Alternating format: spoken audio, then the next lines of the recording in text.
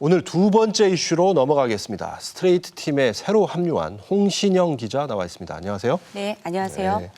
오늘 첫 방송이잖아요. 어떤 이야기 들고 오셨습니까? 북한 강변에 세워진 한 거대한 수상 레저타운을 둘러싼 이야기입니다. 북한 강변, 뭔가 좀 흥미진진해 보입니다. 여름에 보면 그쪽에 사람들도 많이 몰리고 수상 스키도 타고 여러 시설들이 있잖아요. 네, 북한강 가평 일대만 해도 100여 개가 넘는 수상 레저 시설들이 있습니다. 그런데 이 시설들을 전부 다 합친 것보다 자산 규모가 큰 거대한 수상 레저 타운이 있습니다. 그룹 통이라는 곳에서 운영합니다. 통그룹, 그룹 이름이 인상적이네요. 네, 한국 벤처투자의 귀재 또 M&A 대부였던 권성문 회장이 세운 회사입니다. 지주회사 이름이 주식회사 통이고요.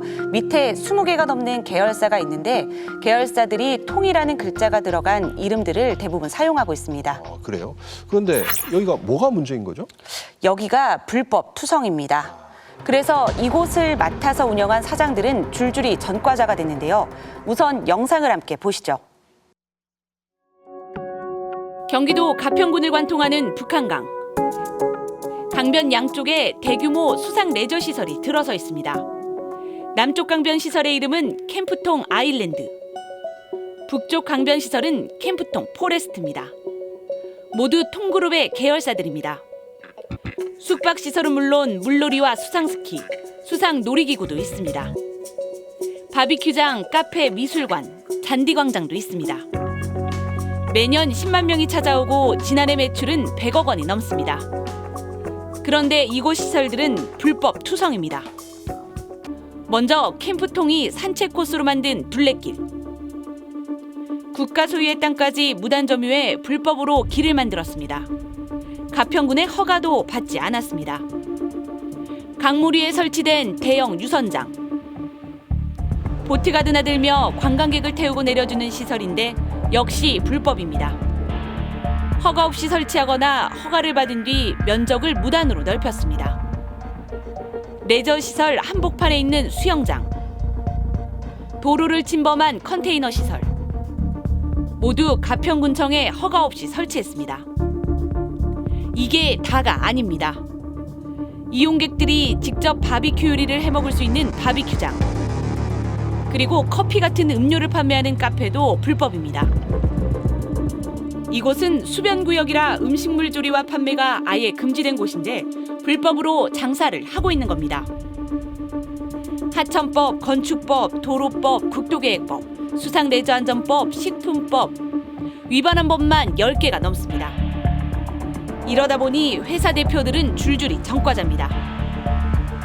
지난 2016년 설립 이후 캠프통 아일랜드와 캠프통 포레스트 대표이사 3명이 모두 벌금형이나 징역형을 받았습니다.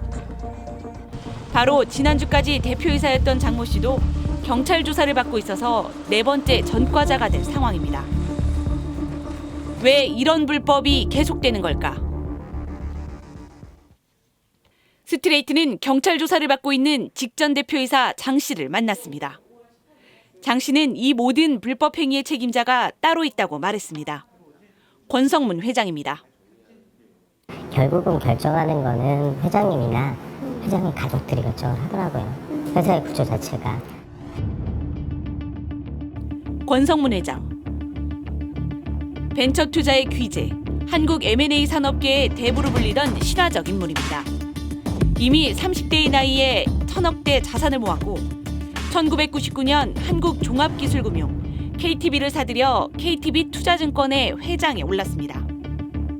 2년 전 지분 다툼 끝에 물러났고 지금은 캠프통 그룹의 지주회사 지분 100%를 갖고 있는 대주주입니다. 공격적인 사업 확장으로 온라인 결제, 미술 전시, 광고 대행 등 20개가 넘는 계열사를 거느렸습니다. 경기도 가평 외에도 서울 압구정동, 제주도 등의 사업장이 있습니다. 이 분야에 있어서는 우리가 현재도 세계 최고 수준이지만 실질적으로 몇 년 이내에 진짜 전 세계에서 이쪽 관계 사람들이 우리 캠프통을 찾아와서 벤치마킹을 할 수 있는 그런 단계가 될 수 있지 않을까라는 생각을 분명히 하고. 장 씨는 권 회장이 모든 불법 행위를 뒤에서 다 시시해놓고 정작 죄는 바지 사장들에게 덮어 씌운다고 주장했습니다. 불법이라고 보고하면 돌아오는 답은 무조건 되게 해라는 거였다고 했습니다. 이렇게 패키지로 엮어서 그냥 인터넷에 또 팔아. 이렇게 계속 강요를 하시는 거예요. 그러니까 이게 불법으로 걸렸는데도 그거를 합법이라고 주장하시면서 저는 어떻게 해야 될지 모르겠는 거예요. 하도 압박이 심해 담당 공무원에게 돈 봉투를 줄 생각까지 했다고 했습니다. 돈을 주라는 얘기를 저한테 직접 대고 하진 않죠. 그러니까 돌려서 얘기하죠. 그러니까 이거를 뭐 하려면 수단과 방법을 가리지 말고 무조건 해. 법적으로 안 되고 공무원 설득해도 안 되고 안 되는데 계속 지시하는 거는 해결해. 야, 어떤 방법을 쓰더라도 할 수 있잖아. 그거는 계속 가는 거는 돈을 주라는 소리고. 장 씨는 인터뷰 내내 권성문 회장의 압박으로 인한 불안감을 호소했습니다. 결국 인터뷰 직후 사직서를 냈습니다. 스트레이트는 장 씨의 전임자인 또 다른 대표이사 이모 씨도 만났습니다. 이 씨도 무허가 영업으로 징역형을 선고받은 전과자입니다. 그도 권성문 회장을 지목했습니다. 하청 전용 허가가 나지 않으면은 거기에 대해서 수단과 방법을 가리지 말고 어떻게든 해내라고 직접 지시를 해요. 그러면은 감각에서 아래 대표이사는 엄청난 스트레스를 받겠죠? 어떻게든 해야 된단 말이에요. 아예 대놓고 불법을 저지르고 대표들은 줄줄이 전과자가 됐다. 이거 뭐 1980년대, 90년대 카메라 출동 보는 그런 느낌입니다. 저도 취재하면서 뭐 이런 데가 다 있나 싶어 황당하고 어이가 없었습니다. 그런데 회장이란 사람은 수단 방법 가리지 말고 무조건 해라 이렇게 지시했다는 게 전직 사장들의 얘기인 거죠?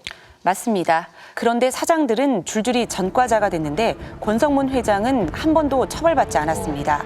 지주 회사의 대주주일 뿐 아무런 직책을 맡고 있지 않기 때문입니다.